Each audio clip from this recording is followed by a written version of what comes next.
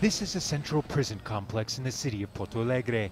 With massive overcrowding, it's become more than a prison, but also a centralized area of criminality, both inside and outside the prison walls.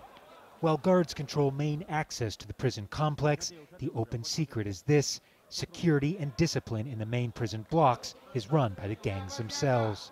The police rarely enter, it keeps the peace, but justice officials say it has facilitated the proliferation of crimes such as drug dealing and even extortion.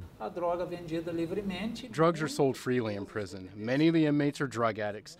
Mothers of inmates receive calls from inside the jail from gangs demanding that they make payments to their bank accounts.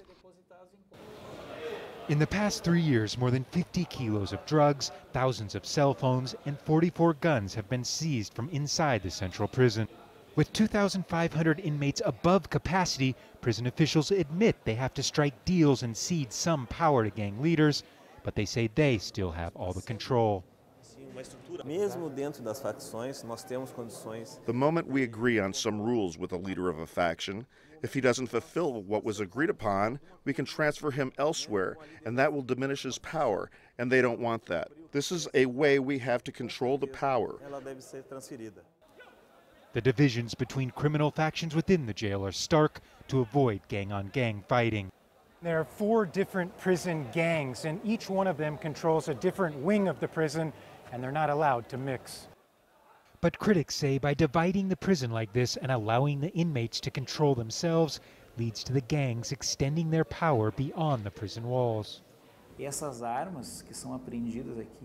confiscated guns in the jail are not used to confront the guards, but rather to help maintain the drug trafficking that happens in the jail. The trafficking is profitable to them, and controlling a wing of the prison implicates you control a battalion of soldiers inside and outside of the jail. This jail, an example of how by striking deals with the inmates, perhaps leads to more of the very criminality that are making the jails overcrowded in the first place.